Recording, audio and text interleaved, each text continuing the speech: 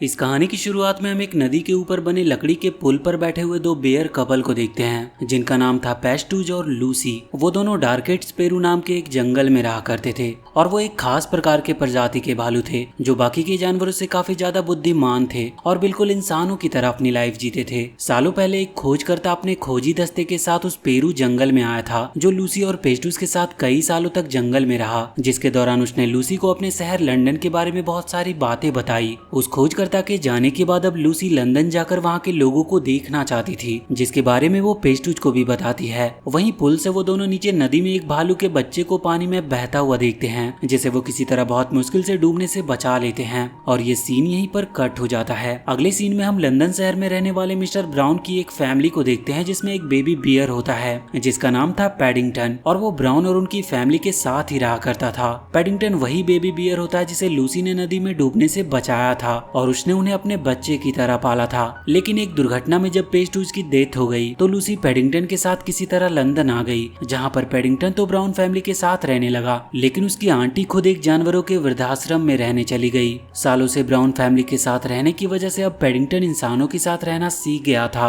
और brown family के साथ ही बाकी लोग भी पैडिंगटन को काफी पसंद करते थे। एक दिन पैडिंगटन मिस्टर ग्रूबर के एंटीक शॉप पर जाता है जहाँ वो अक्सर आया करता था और मिस्टर ग्रूबर पैडिंगटन के काफी अच्छे दोस्त भी थे। वो उसे बताते हैं कि मैडम कोजलोवा जो एक बहुत बड़ी थिएटर आर्टिस्ट थी वो अपनी बहुत सारी पुरानी एंटीक चीजें ग्रूबर को बेचना चाहती थी, जिससे ग्रूबर काफी ज्यादा खुश थे। ग्रूबर की शॉप पर जब पैडिंगटन लंदन के एक पॉपअप बुक को देखता है तो वो अपनी आंटी लूसी के बर्थडे गिफ्ट के लिए उसे खरीदने का डिसाइड करता है क्योंकि पैडिंगटन की आंटी हमेशा से पूरे लंदन को देखना चाहती थी, लेकिन उनके बढ़ते उम्र की वजह से अब ये पॉसिबल नहीं था। इसीलिए लंदन की ये पॉपअप बुक उनके लिए सबसे बेस्ट बर्थडे गिफ्ट होती। ग्रूबर उसे बताता है कि ये बुक मिस कोजलोवा के ग्रैंड मदर की है जो कि एक बहुत बड़ी थिएटर आर्टिस्ट और डांसर थी, जिसकी वजह से उनकी इस बुक की कीमत भी काफी ज्यादा थी। पैडिंगटन के पास इतने पैसे नहीं थे कि वो उस बुक को खरीद सके, जिससे वो बहुत दुखी होता है और वो जॉब करके किसी तरह उसके लिए पैसे इकट्ठे करने का डिसाइड करता है ताकि अपनी आंटी के बर्थडे गिफ्ट के लिए वो उस बुक को खरीद सके। पैडिंगटन एक बार्बर शॉप में आकर काम करना शुरू कर देता है, लेकिन जब एक ओल्ड मैन शॉप पर अपना बाल बनवाने आता है तो पैडिंगटन गलती से उसे गंजा कर देता है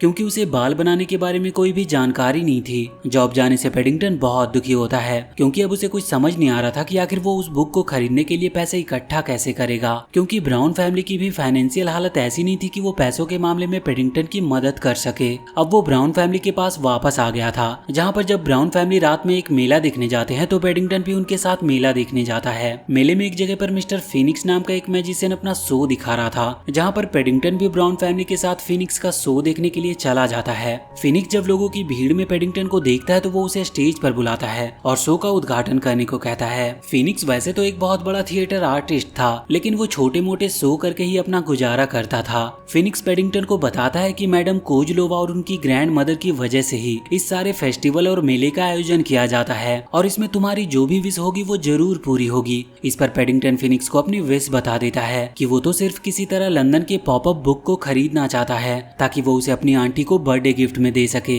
लंदन के पॉपअप बुक के बारे में जानकर फिनिक्स पूरी तरह से हैरान था क्योंकि वो सालों से उस बुक को ढूंढ रहा था और पैडिंगटन बातों ही बातों में फिनिक्स को बता देता है कि वो बुक मिस्टर ग्रूबर के एंटीक शॉप पर मौजूद है। उसकी बात सुनकर फिनिक्स उसे बताता है कि मैं इसमें तुम्हारी कोई मदद नहीं कर सकता और इसके बाद फिनिक्स अपने शो को दिखाना स्टार्ट करता है और वहाँ पर ब्राउन फैमिली उस शो को खूब एंजॉय करती है। पैडिंगटन को भी इस मेले में काफी अच्छा लगता है और वो एंजॉय कर रहा था। अगले सीन में हम पैडिंगटन को एक बिल्डिंग के खिड़कियों को साफ करते हुए देखते हैं। दरअसल बार्बर शॉप से जॉब जाने के बाद पैडिंगटन ने पैसा इकट्ठे करने के लिए एक ये नया काम शुरू किया था और थोड़ी बहुत प्रैक्टिस के बाद पैडिंगटन काफी अच्छे से खिड़कियों को साफ कर पा रहा था। वो खिड़कियों की सफाई का काम अपने ही सोसाइटी में शुरू करता है और सोसाइटी में ही रहने वाले मिस्टर कर्नल की खिड़कियों को साफ करने लगता है। कर्नल कभी भी अपने खिड़कियों पर लगे धूल को साफ नहीं करते थे और न ही खिड़कियों से बाहर देखते थे, लेकिन अब क्योंकि पैडिंगटन ने खिड़कियों को साफ कर दिया था इसीलिए कर्नल खिड़की से बाहर देख पाते हैं जहाँ पर मिस किटी अपनी छोटी सी शॉप चलाती थी। कर्नल को पहली बार खिड़की से बाहर देखकर मिस किटी बहुत खुश थी और कर्नल को भी अच्छा लगता है।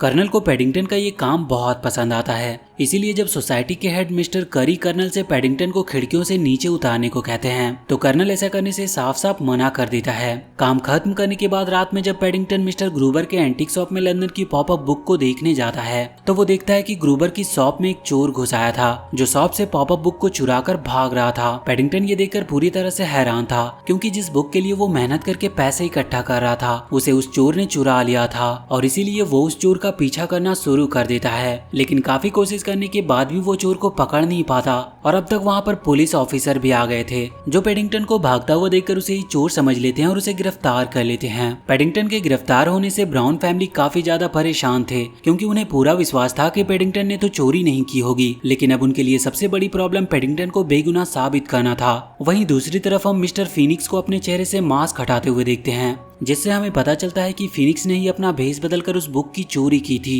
क्योंकि थिएटर आर्टिस्ट होने की वजह से उसे भेष बदलने का काफी अच्छा नॉलेज था। अगले दिन जब पैडिंगटन को कोर्ट में पेश किया जाता है तो वो कोर्ट के जज को देखकर पूरी तरह से डर जाता है क्योंकि कोर्ट का जज वही आदमी था जो बार्बर शॉप पर शेव करवाने के लिए आया था और पैडिंगटन ने गलती से उसे गंजा कर दिया था। जज पैडिंगटन को देखते ही उसे पहचान जाता है और अब वो उस पर काफी गुस्सा था जिससे पैडिंगटन समझ जाता है कि उसका अब बचना बिल्कुल इम्पॉसिबल है। पेशी के दौरान फीनिक्स पैडिंगटन के खिलाफ झूठी गवाही दे देता है कि उसने अपनी आंखों से पैडिंगटन को मिस्टर ग्रूबर के शॉप से पॉपअप बुक को चुराते हुए देखा था और अब क्योंकि पैडिंगटन के पास अपनी बेगुनाही साबित करने के लिए कोई भी सबूत नहीं था इसीलिए उसे 10 साल की सजा सुनाई जाती है। उसे 10 सालों के लिए जेल जाने से ब्राउन फैमिली काफी ज्यादा दुखी थे क्योंकि पैडिंगटन के ना होने से फैमिली के किसी भी मेंबर का मन नहीं लग रहा था और वो पैडिंगटन को काफी ज्यादा मिस कर रहे थे। और इधर पॉपअप बुक के मिलने के बाद फीनिक्स ने अपना भेष बदलकर सारे क्लू को इकट्ठा करना शुरू कर दिया था ताकि वो खजाने तक पहुंच सके। वहीं दूसरी तरफ पैडिंगटन को जेल में काफी मुश्किलों का सामना करना पड़ रहा था क्योंकि आज से पहले वो कभी भी जेल नहीं गया था। मिस्टर ब्राउन और मैरी किसी भी तरह से पैडिंगटन को बेगुनाह साबित करके उसे घर वापस लाना चाहते थे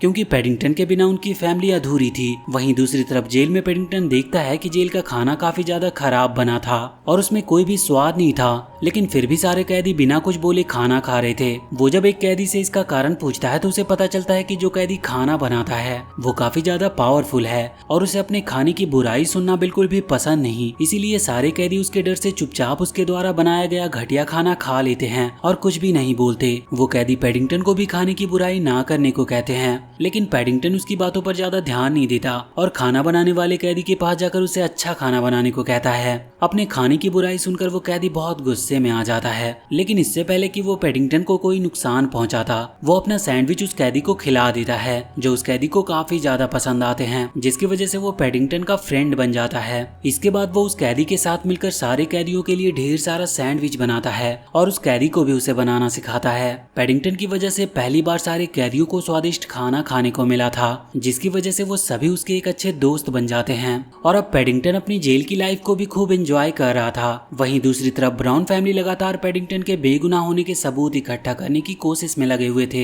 मिस्टर ब्राउन अपनी वाइफ मैरी के साथ मैडम कोजलोवा के पास जाता है, जहां पर मैडम कोजलोवा उन्हें बताती है कि उनकी ग्रैंडमदर की पॉपअप बुक इसीलिए काफी ज्यादा कीमती थी क्योंकि उनके ग्रैंडमदर अपने समय की एक मशहूर थिएटर आर्टिस्ट और डांसर थी जिसने बहुत सारा पैसा और सोना चांदी इकट्ठा किया, जिसे उन्होंने किसी सीक्रेट जगह पर छुपा दिया और उस बुक में जिन लैंडमार्क को दिखाया गया उन्हीं सभी लैंडमार्क में उस खजाने तक पहुंचने का सीक्रेट क्लू छुपा हुआ है। वो उन्हें ये भी बताती है कि एक जादूगर को उनकी ग्रैंडमदर के खजाने के बारे में पता था और वो किसी भी तरह से खजाने को हासिल करना चाहता था, लेकिन वो इस काम में कभी भी सफल नहीं हो पाया। वो जादूगर कोई और नहीं बल्कि फीनिक्स के ग्रैंडफादर थे और अब फीनिक्स भी किसी तरह उस खजाने को हासिल करना चाहता था और उसी ने एंटीक शॉप से उस पॉपअप बुक की चोरी की थी और पैडिंगटन के खिलाफ झूठी गवाही देकर उसे जेल भेज दिया ताकि कोई भी उस खजाने तक पहुंचने से उसे रोक ना पाए। अगले सीन में हम पैडिंगटन को देखते हैं जो जेल के लाइफ को खूब इंजॉय कर रहा था और साथ ही ब्राउन फैमिली को याद भी कर रहा होता है। इस दौरान फीनिक्स भी बार बार अपना भेष बदलकर उन सारे क्लू को कलेक्ट कर रहा होता है जो खजाने तक पहुंचने का रास्ता हो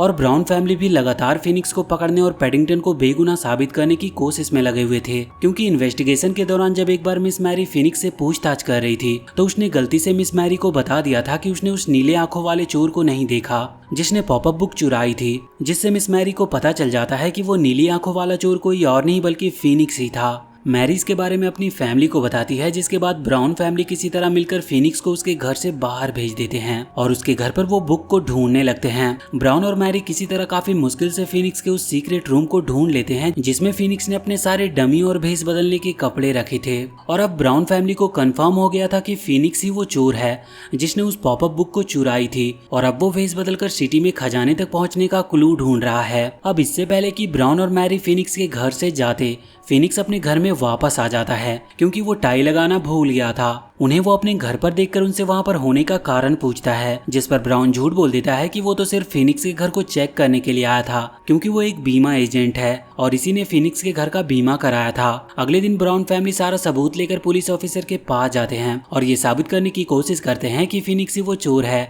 जिसने पॉपअप बुक को चुराई है। ऑफिसर ब्राउन फैमिली से उस बुक को लाने को कहते हैं ताकि उसके ऊपर लगे फिंगरप्रिंट से ये पता लगाया जा सके कि वास्तव में चोर कौन है। लेकिन अब क्योंकि ब्राउन फैमिली के पास वो बुक थी ही नहीं, इसीलिए वो बहुत दुखी थे। वहीं दूसरी तरफ पैडिंगटन अपने कैदी दोस्तों के साथ किसी तरह जेल से भाग जाता है। जेल से बाहर आने के बाद वो ब्राउन फैमिली को फोन करके अपने जेल से बाहर आने के बारे में बताता है, जिससे मिस्टर ब्राउन और मैरी बहुत खुश होते हैं। अब पैडिंगटन जब पॉपअप बुक में मौजूद सीक्रेट पहेली को ब्राउन फैमिली को बताता है और ब्राउन फैमिली अब तक कलेक्ट किए गए क्लू को पैडिंगटन के क्लू के साथ मिलाते हैं, तो उन्हें पता चल जाता है कि मैडम कोजलोवा की ग्रैंड मदर का खजाना एक सर्कस स्टेज के अंदर छुपाया गया था, जिसे अब ट्रेन से किसी दूसरी जगह पर शिफ्ट किया जा रहा होता है। इन्हें पता था कि फिनिक्स को पहले ही खजाने के लोकेशन के बारे में पता चल गया होगा, इसीलिए अब वो फिनिक्स को खजाने तक पहुंचने से रोकने के लिए निकल पड़ते हैं। फिनिक्स उस पॉपअप बुक की मदद से किसी तरह सारे क्लू को कलेक्ट करके खजाना हासिल करने में कामयाब रहता है, लेकिन अब वहाँ पर पैडिंगटन भी मिस्टर ब्राउन और मैरी के साथ आ गया था। वो मिस्टर ब्राउन और मैरी के साथ मिलकर फिनिक्स से फाइट करने लगता है और उनके बीच में एक लंबी और खतरनाक फाइट होती है, जिसके दौरान मिस्टर ब्राउन फिनिक्स पर हमला करके उसे बेहोश कर देता है और उन्हीं की वजह से ट्रेन के एक्सीडेंट होने से पैडिंगटन नदी में गिर जाता है और वहाँ पर डूबने लगता है। लेकिन सही वक्त पर मैरी नदी में कूदकर उसे डूबने से बचा लेती है और पैडिंगटन की जब आंखें खुलती है तो वो खुद को ब्राउन फैमिली के घर में पाता है, जहाँ पर उसे देखने के लिए सोसाइटी के सभी लोग इकट्ठा हुए थे